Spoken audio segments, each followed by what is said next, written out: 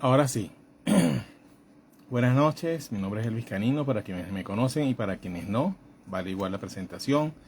Este espacio, Una taza de esperanza, el tema de hoy, nada más y nada menos que la vida es un espejo. Mire, una afirmación bastante polémica que a mucha gente le desagrada, de hecho. Yo he visto muchas discusiones al respecto, de hecho hay una especie de filosofía antiproyección o antiproyecciones en cuanto a la vida, pero todo esto se fundamenta más en malas interpretaciones y teorías infundadas y difundidas a la ligera que en verdadera certeza.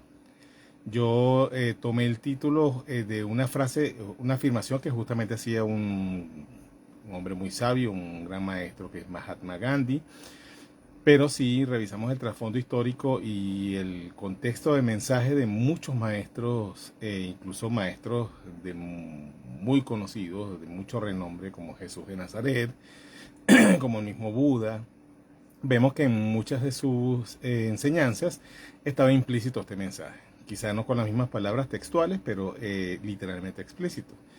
También mi maestro Enrique Corbera, uno de sus primeros proyectos de publicación de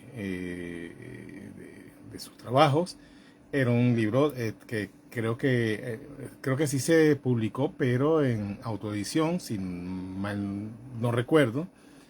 Que me corrija alguien si tiene un dato más certero sobre esto, pero estoy seguro que es 98% de que fue autopublicado y creo que no está en las ediciones que luego hizo con su instituto y la editorial Grano de Mostaza. Pero, sin embargo, también está fundamentado en todo esto que les dije, ¿no? En estos principios que se basan en y planteamientos que traducen o dan significado a esta afirmación, que puede ser atrevida, pero que es muy certera, y eso es lo que vamos a hablar justamente hoy. ¿Qué es lo que quiere decir que la vida es un espejo? Que todo en esta vida, en nuestro andar, en el día a día, nos está dando permanentemente retroalimentación de muchas cosas. Basándonos en lo que decía Gandhi, o en el cómo utilizaba Gandhi esta frase o esta afirmación, un poco era explicándolo como una teoría del eco, de que la vida nos regresa a aquello que generamos, que tiene sentido. Si revisamos un poco el, las teorías o las ideas sobre el campo morfogenético o sobre los estados vibracionales, sobre los estados energéticos y las leyes físicas que tienen que ver con la energía, cobra total sentido. Pero aquí lo vamos a ahondar un poco más allá, un poco más en contexto profundo de lo que podría empezar a ser nuestra historia, por ejemplo. Nuestro historial siempre se está reflejando en todo lo que hacemos en el día a día. Entonces, hay una parte de esta afirmación que tiene que ver con esa acción y respuesta, ese dar y recibir, que es parte de los funcionamientos y ciclos de la vida, de los mecanismos y leyes en las que se sostiene la vida en general en el universo, y parte también de lo que se conoce como proyección, que es fundamental entender. ¿Por qué mucha gente discrepa con este planteamiento, con esta afirmación o con la idea que hay detrás de ella? Un poco quizá debe haber, aparte de lo que decía hace un rato, un poco debe haber también temor, y es normal. Siempre las cosas que nos muestran aquello que no es conocido o que no es cómodo mirar, por supuesto generan un rechazo automático, es un mecanismo de autoprotección. Por eso la evasión es una de las reacciones más humanas que puede existir en cualquier cosa. Cuando tenemos un problema grande al frente, muchas veces podemos hacer como que no existe, y eso también es un procedimiento humano. Por eso debe comprenderse,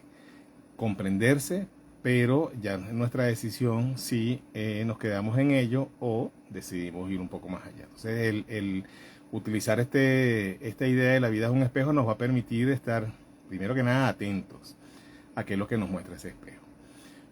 Basándonos primero en la idea de Gandhi, de que la vida nos devuelve aquello que emanamos, bueno, o sea, ya por allí tenemos una gran, enorme razón para aplicar esto a nuestras vidas de una manera positiva. Si se supone que la retroalimentación que nos da la vida corresponde a lo que emanamos, entonces lo ideal sería que lo que emanemos y lo que hagamos vaya en concordancia con aquello que queremos recibir.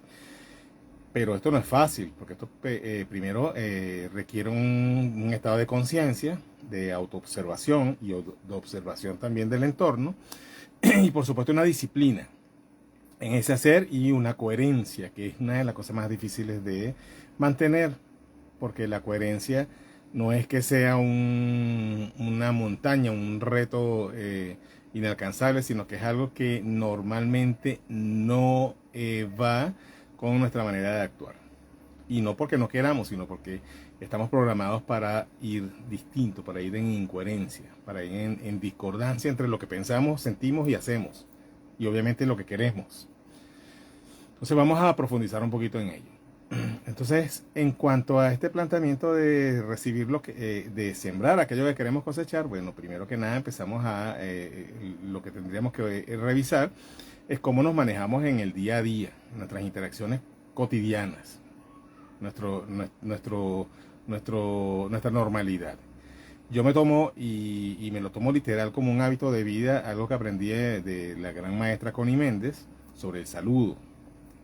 Saludar, explicaba ella, se puede explicar, se puede mirar, desglosar y entender como salud dar. Entonces cuando tú estás saludando, estás repartiendo salud. Entonces estás regando aquello que si se te devuelve a ti, por supuesto te va a beneficiar. Y es algo que es tan polémico. Fíjense que de niños se nos obliga a aprender a saludar en la crianza tradicional, en el autoritarismo. Eso es, bueno, cuando hay valores y hay enseñanza de ellos. El problema no es el valor como tal, porque está bien, es hermoso la intención, pero es la manera, ¿no?, que se nos impone. Por eso muchas veces cuando crecemos es lo que menos hacemos, aquello que se nos impuso en la infancia. Y fíjense cómo aquí ya va aplicando la incoherencia, ¿no?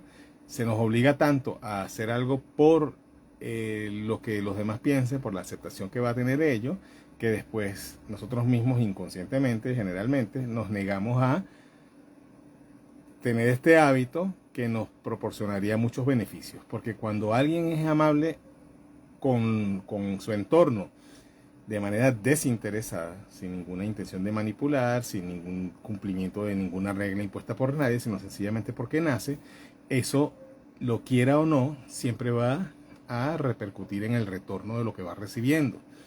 No es que hay que saludar a todos, no es que hay que ser como el político que levanta la mano en todos lados. Cada quien puede hacerlo de esa manera si lo desea, si no le es incómodo, pero sencillamente es ser lo más amable posible con el resto de las personas. Decir buenos días no está de más. Decir buenos días es algo que simbólicamente pone una alfombra de bienestar por delante de ti. Decir buenas tardes, ¿cómo están? Eso no cuesta nada. Y eso es como si estuviéramos esparciendo aquello que se llama cortesía y que por supuesto en algún momento vamos a recibir como de retroalimentación de la vida. Posiblemente no de esas mismas personas a quienes se lo demos, pero en el momento que menos lo esperemos, eso pues, muy muy seguramente, y eso me consta, es lo que nos va a devolver el campo cuántico. En ese saludar, por eso hacía la acotación de cuando se nos impone como una regla social que tiene que hacerse porque sí, en ese saludar debe haber, lo que debería haber, es la real intención de esparcir esa especie de gratitud, ese estado de sentirse a gusto donde se está, de sentirse a gusto con la vida, con los demás, sin esperar nada a cambio. Por eso es importantísimo esto que les acabo de decir hace ratito. Si esperamos retroalimentación de las mismas personas con las que somos amables, eso se puede traducir en deseo de manipular un resultado. Entonces, ahí lo que puede estar presentándose es una necesidad de agradar a los demás. Y eso lo que puede denotar y dejar a la vista es una carencia afectiva, una necesidad de aprobación, y no es allí. El saludar debe venir desde esa especie de gratitud hacia la vida, de aquí estoy y bueno, o sea, me siento bien y quiero compartir eso con los demás. El día está por delante y por eso digo buenos días. Me siento agradecido con la vida y por eso digo buenas tardes y así. Debe venir de esa sensación de conexión. Y allí es donde tenemos que empezar, con la conexión. Por eso lo de la vida es un espejo, no solamente es una frase o una recomendación que pueden haber dado, sino es una estrategia para descubrir aquello que nos desconecta con nuestro entorno, que nos desconecta con la vida, que nos desconecta con los demás.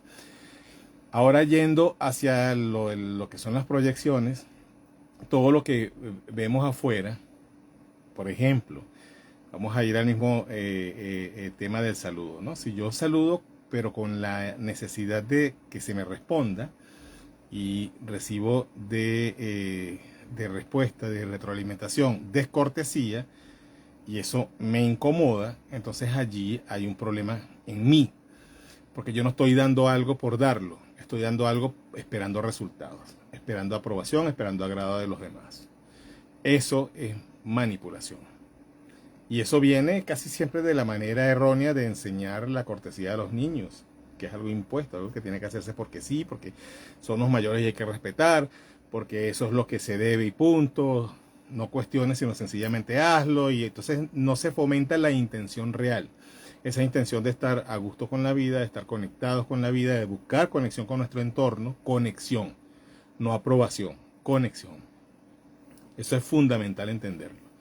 Ese entorno siempre nos va a dar retroalimentación. Entonces, si yo estoy dando los saludos, pero recibo descortesía, posiblemente lo que estoy recibiendo tenga que ver con lo que yo no tengo consciente en mí. Entonces allí vamos al otro punto de la vida es un espejo, que es la proyección de la sombra. Detrás de esa necesidad de saludar, que es el ejemplo con el que estoy iniciando para explicar un poco lo que tiene la idea, a donde vamos con esta afirmación de que la vida es un espejo, detrás de la necesidad de saludar o del deseo de saludar también podría haber una sombra de desaprobación, de necesidad de aprobación de los demás. Entonces, lo que estaría yo recibiendo en el último caso que les pongo de ejemplo, como retroalimentación, que es la descortesía de los demás, entonces llega un momento en que yo digo, bueno, ¿para qué yo voy a saludar si todos son maleducados conmigo? Eso puede ser la respuesta que me está dando el campo, que me está dando la vida, que me está dando el espejo, de lo que realmente hay detrás de ese deseo de saludar. No sé si me estoy haciendo entender. Entonces, el deseo de saludar que viene desde mi ser, porque eso me conecta con la vida, es totalmente sano, plausible y yo lo recomiendo. Pero recomiendo no ejercerlo desde la teoría, sino conectar con ello. Es algo que aplico a mi vida porque en algún momento conecté con ello. Y no es un tema de algo innato, quizá de cierta manera sí, porque eso, la conexión la tenemos, todos estamos conectados con la totalidad desde nuestra concepción, pero llega un momento que nos entra la programación a desconectarnos, por eso es otro tema para otra transmisión.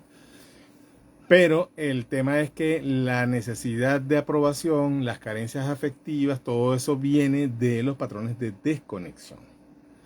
Por eso pongo el ejemplo inicial del saludo, porque el saludo puede ser una manera de yo establecer conexión con mi entorno, una conexión sana, una conexión desde mi completud, o mi completitud, o completud.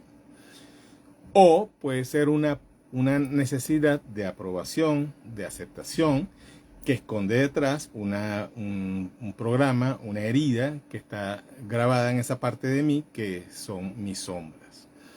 La sombra, que es un concepto desarrollado por el doctor Carl Jung, viene a ser ese espacio donde se suprime, se guarda todo aquello que a medida que vamos creciendo, que vamos desarrollándonos como seres, en algún momento se nos hace ver que no está bien.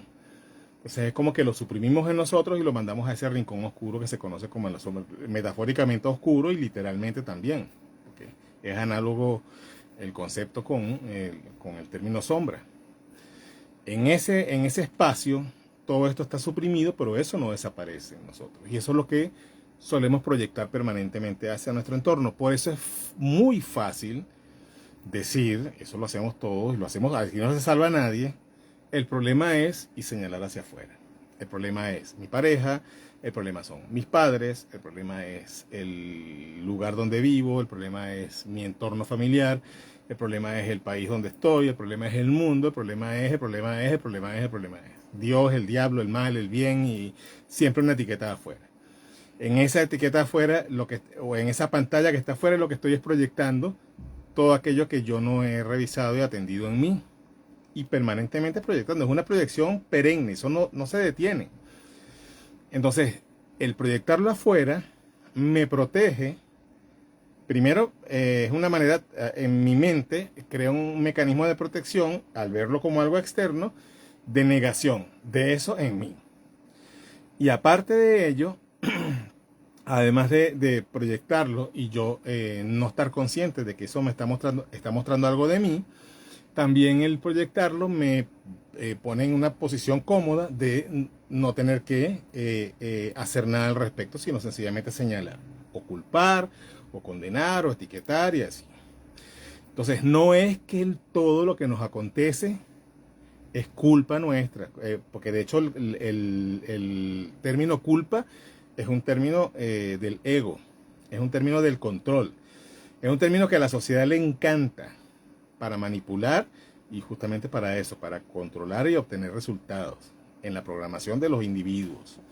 Por eso lo vemos en las religiones, por eso lo vemos en la educación formal, por eso lo vemos en los patrones de comunicación familiares. Culpa. Bueno, en las religiones hay oraciones donde por mi culpa, no tengo ni que explayarme allí. Es un término, un concepto de control. Cuidado con ello. Responsabilidad y corresponsabilidad encajan mejor en esta primero identificación y luego aceptación de aquello que estoy proyectando afuera. No es que todo lo que a mí me pase en mi día a día es algo que yo tengo, que yo hago, no veo, no.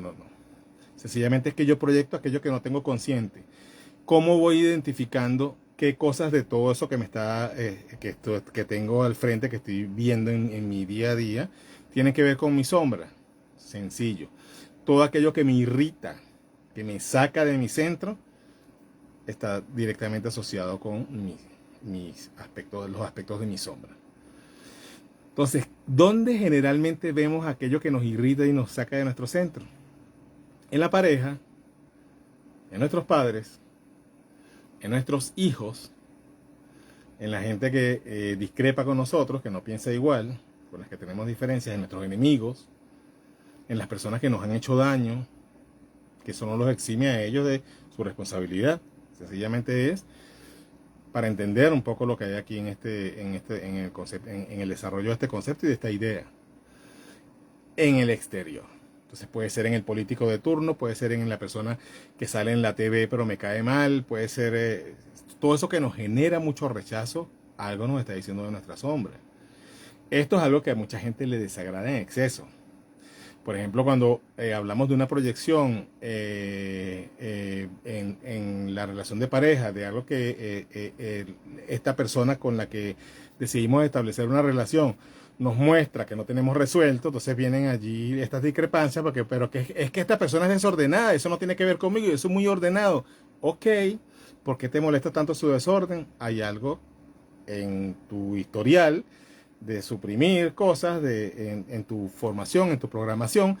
Algo se mandó al rincón de las sombras, quizá de manera violenta, quizá de manera degradante, quizá con una condena implícita, y eso generó una herida, generó un dolor, y ahora esto que estás viendo, o mejor dicho, esta persona viene a tu vida, la traes no por casualidad, a mostrarte en su hacer, en su actitud, aquello que no has resuelto. Entonces ese es el espejo.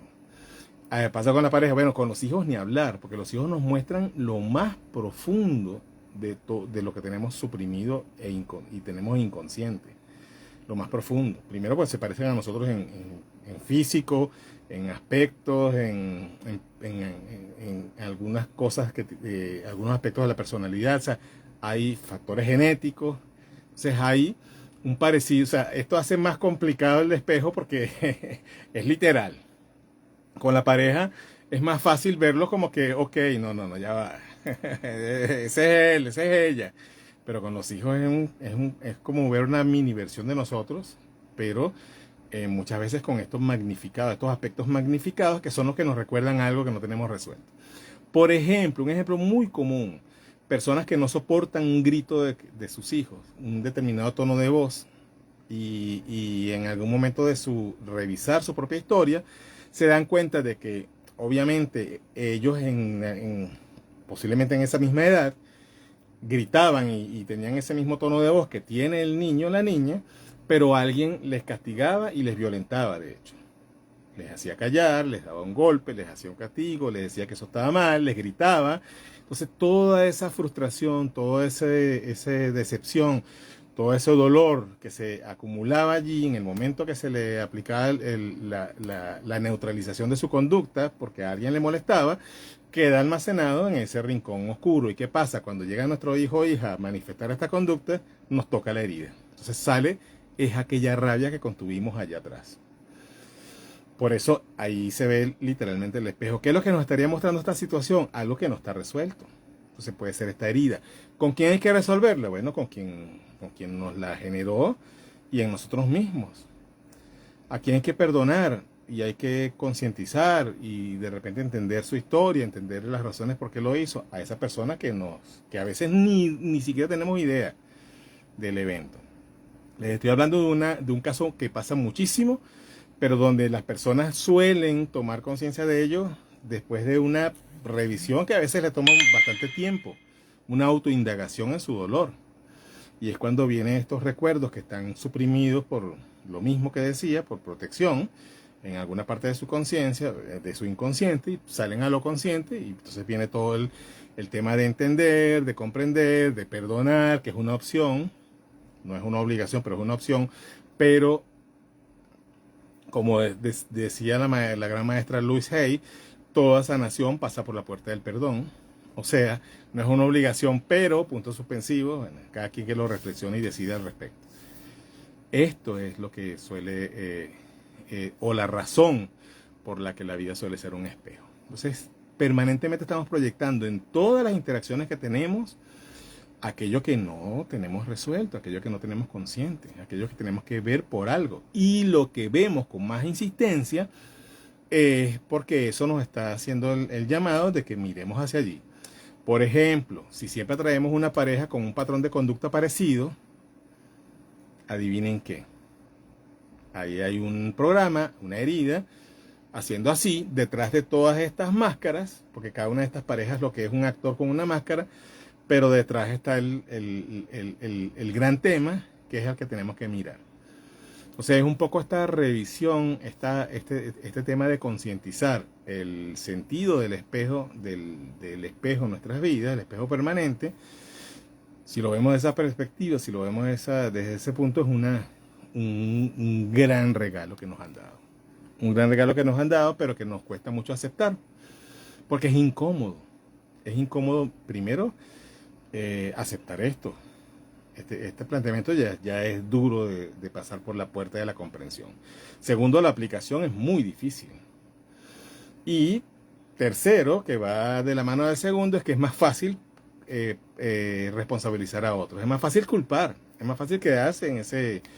Por eso la sociedad lo establece, porque sabe que es una gran tentación acudir a ello. La culpa, el culpar es una gran manera de evadir nuestra corresponsabilidad. ¿Qué es la corresponsabilidad? En cualquier situación que experimentemos en nuestras vidas, siempre hay un nivel de corresponsabilidad. No es culpa, no es responsabilidad, es corresponsabilidad. Por ejemplo, en las situaciones de violencia, generalmente hay un grado y un nivel X de aceptación de ciertas cosas, de no reconocimiento de algunas cosas. de dificultad para poner límites. Todo eso entra en el campo de la corresponsabilidad, que no es culpa. Fíjense, corresponsabilidad, donde hay responsabilidad de varios. Por lo tanto, tampoco eso exime a la otra parte. ¿Ok? Cuidado con eso. En estos casos de violencia, mi recomendación siempre es alejarse de allí, tomar distancia. Porque nadie debe quedarse en una situación donde está en peligro su integridad para ver que le enseña al espejo. Ahí sí soy absolutamente radical en mi sugerencia. Tomar distancia. En otras situaciones donde sí no haya esta exposición al peligro, donde no haya una persona que te puede lastimar, sí nos podemos permitir el mirar y preguntarnos qué es lo que eso nos está diciendo. Hay una herramienta que siempre sugiero, que es enviar amor a las situaciones. Miren, eso no falla, pero obviamente no es tan sencillo. Pues ¿cómo le envío yo amor a algo que me está generando tanto conflicto? Bueno, un ejemplo que puedo contar sin mencionar, por supuesto, a la persona que sucedió no hace tanto tiempo, fue una persona que estaba muy escéptica con esto de enviar amor a determinadas situaciones. O sea, no entraba en su... Y eso yo lo respeto, por supuesto. Pero en un momento de desesperación, en un conflicto laboral, me pidió un consejo de urgencia, porque estaba de verdad en un momento de desesperación. O sea, necesitaba el trabajo, pero estaba esta persona allí haciéndole la vida imposible y ya era algo que no podía tolerar más. Mi sugerencia fue, bueno, tú me estás pidiendo la sugerencia desde esta desesperación que tienes, yo solo te puedo dar esta que te di en algún momento y no te gustó, pero creo que es lo único que te quedaría aquí. Obviamente, por estar en esa situación de tocar fondo, esta persona acudió a la herramienta, la aplicó y en muy poco tiempo, en días, me escribe un mensaje de retroalimentación donde me dice que la persona a la que se le estaba haciendo imposible lidiar con esa situación, y él decidió enviarle amor. Enviarle amor no es ponerse para que te maltraten, no, es enviarle amor en pensamiento e intención. Fue cambiada, fue sacada de ese puesto, de ese mismo sitio donde estaba él, a otro lugar de la misma empresa, pero salió de allí. Entonces, allí vino mi recomendación de corresponsabilidad, a decirle, entonces ahora que enviaste amor y viste que te movieron esto para que estuvieras bien, ahora te toca ver qué es lo que te estaba mostrando eso y seguirle enviando amor a ello. Porque si no, dentro de poco va a estar otra persona igual o peor, lo más seguro que peor, en ese o en otro lugar, recordándote la misma situación que no tienes avisorada y resuelta. Bueno, espero que en algún momento ya ese caso ya no le estoy haciendo seguimiento actual, pero que no haya tenido que volver, que haya sido consecuente en ello. Entonces, allí donde voy, ya.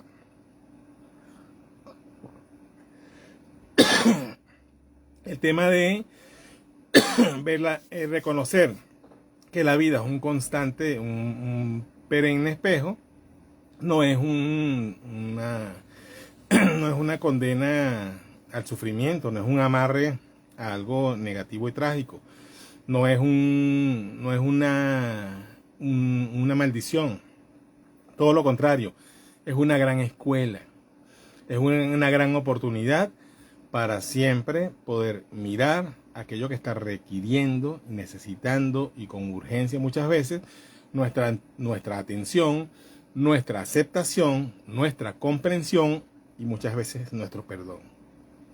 Y por supuesto después nuestra integración. Lo que está en nuestra sombra, que eso va a ser un tema por supuesto de una transmisión, no puedo trato de condensar mucho en una transmisión, pero imposible algo tan profundo como el espejo de la vida como espejo y las sombras meterlo en lo mismo, en el mismo pack.